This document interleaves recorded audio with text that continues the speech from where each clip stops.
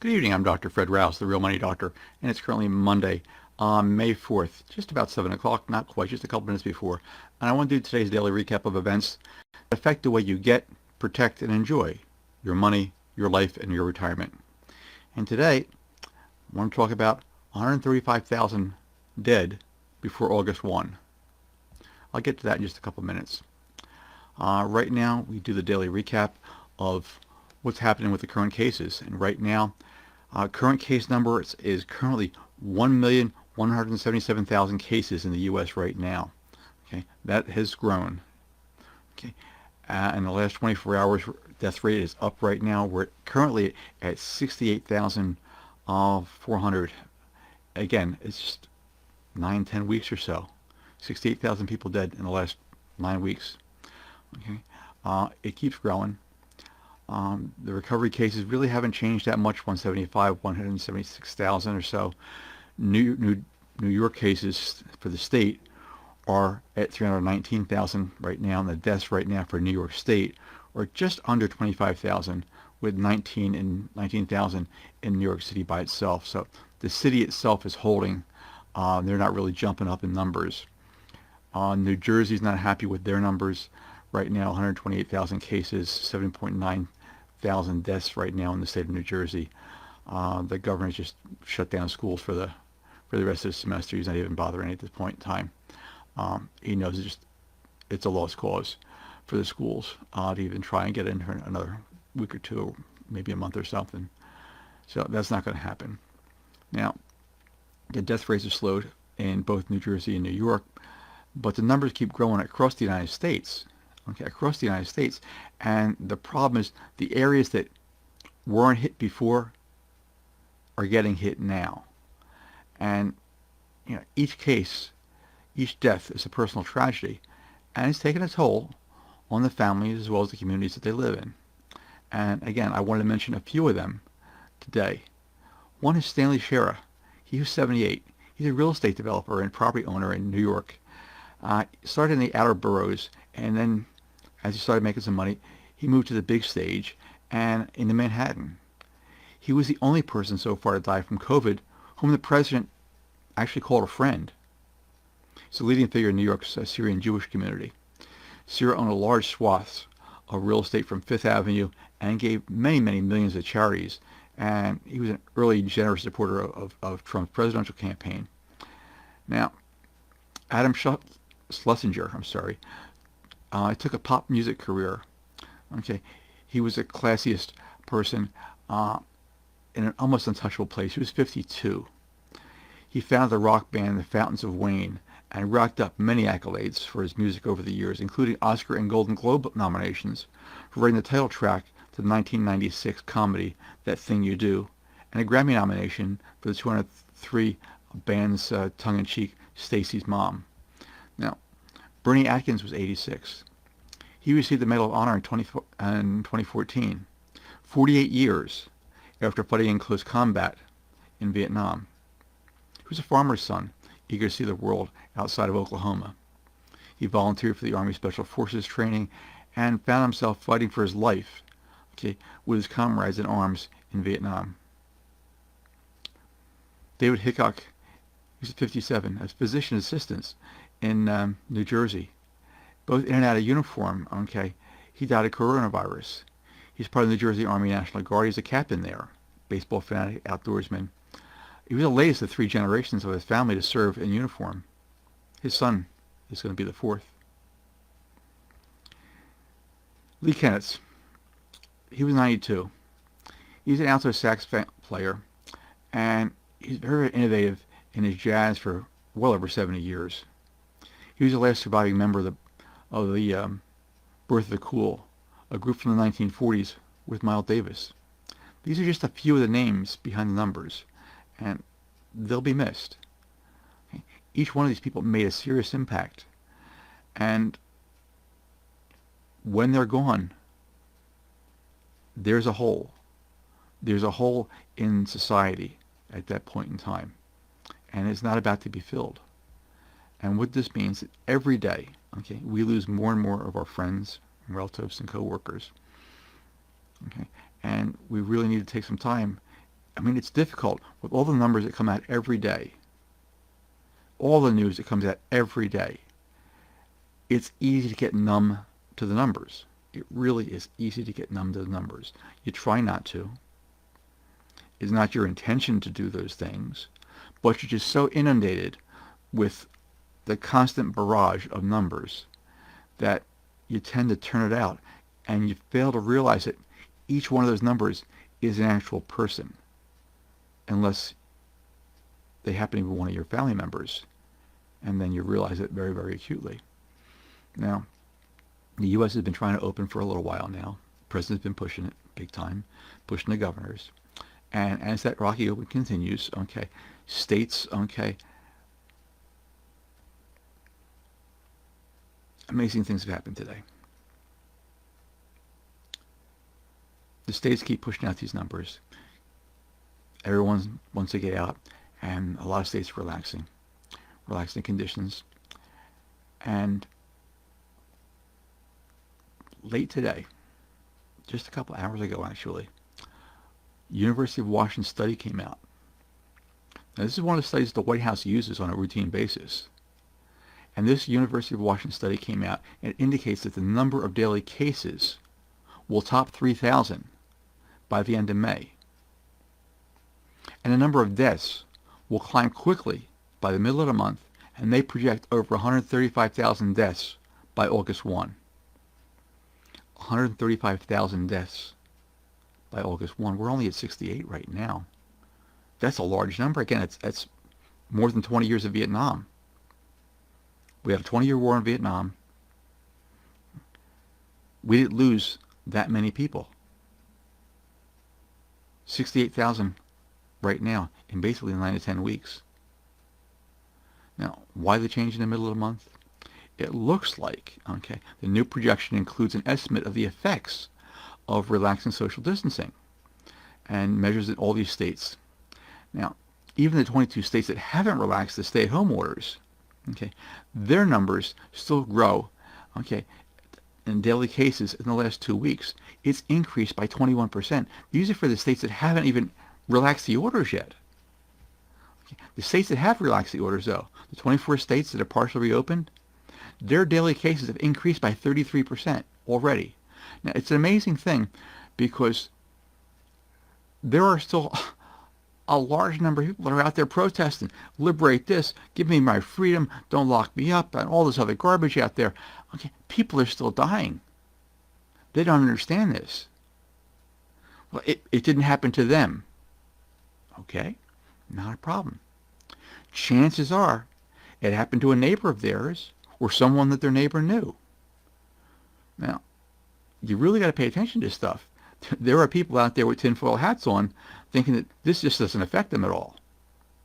Okay. Now, yesterday I said that, in order to reopen, you'll need 2 different things. First thing you need to reopen is testing. I said that yesterday, and it's difficult to assume that you could open relatively safely in any way, shape, or form without adequate testing, and that's still not in place for most of the states. It's getting better, but it's nowhere near what they need to do. And they're still having a difficult time getting all 3 of the components of the testing in one spot.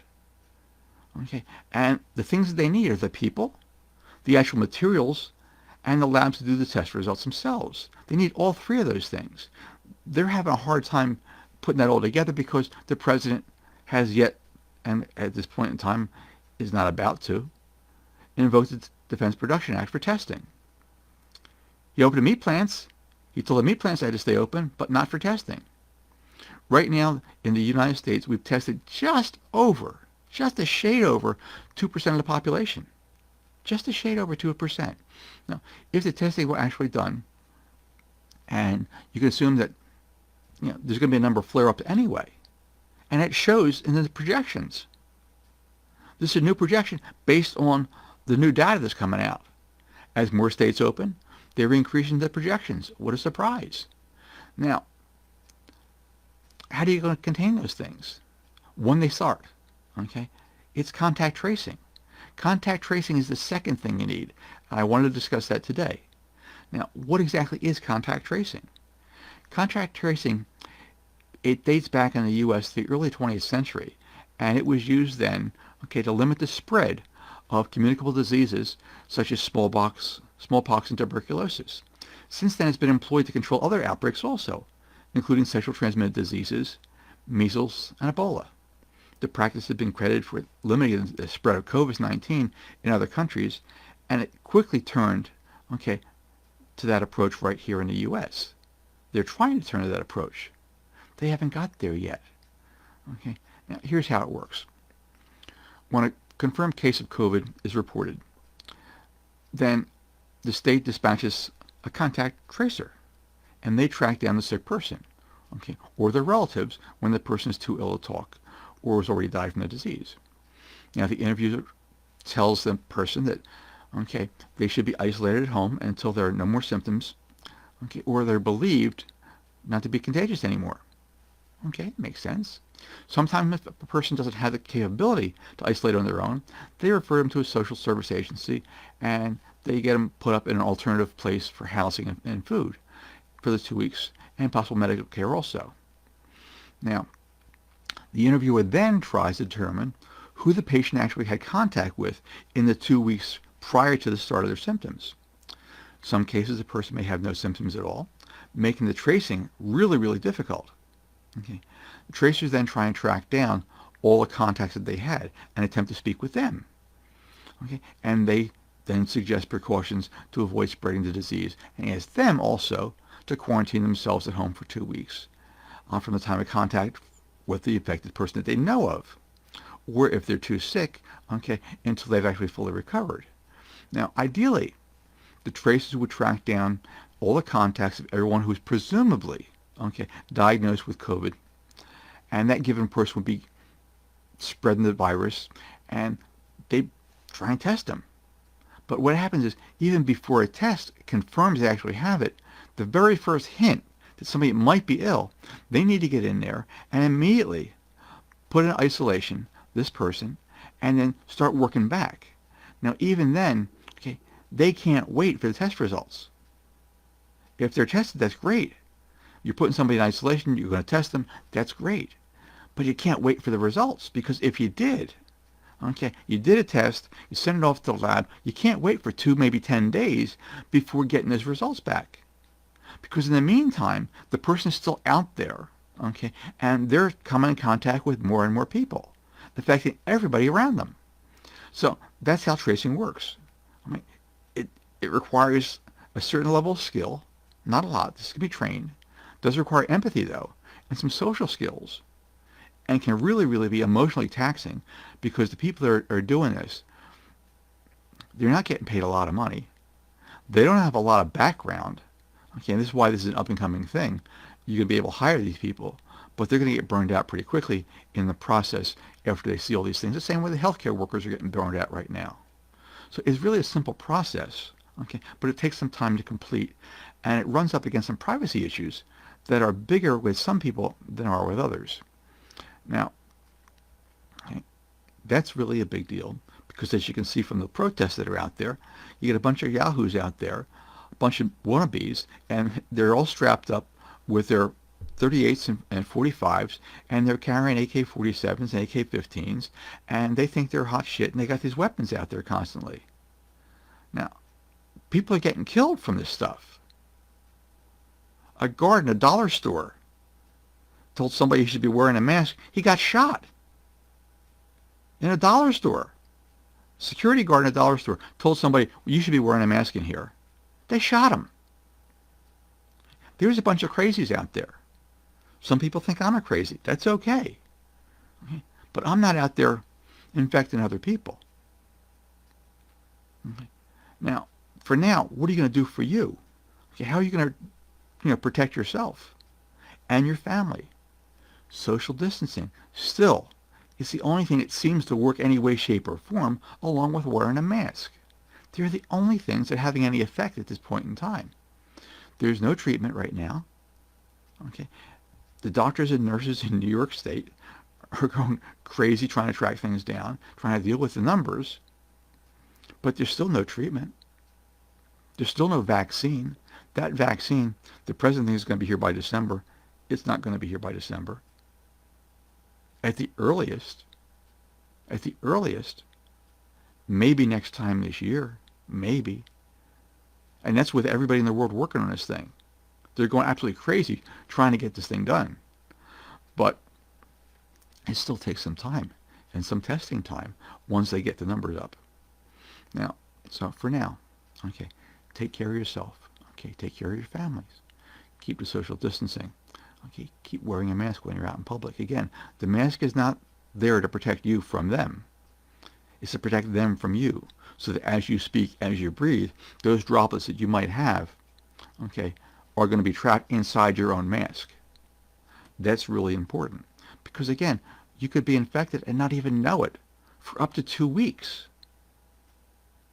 If somebody else is infected, they could be infected for up to 2 weeks and not know it. So it's important. It's your duty to protect somebody else. If you want to be a jackass and risk your own life, no problem at all. Okay, you want to go out into a crowd and you want to breathe in everybody's stuff, no problem. But as a member of society, you've got a duty to protect everyone else around you from you. So, wear a mask. It's really critical. Now, I'll post this video tomorrow on YouTube. And in there, again, every day I post a link that goes to a page, has a president in there. Take a peek at that. You'll find something amusing every day. I'm Dr. Fred Rouse, the Real Money Doctor. I'm here to help you get, protect, and enjoy your money, your life, and your retirement. I appreciate you being with me tonight. I look forward to spending some time with you tomorrow around 7 o'clock. Thank you.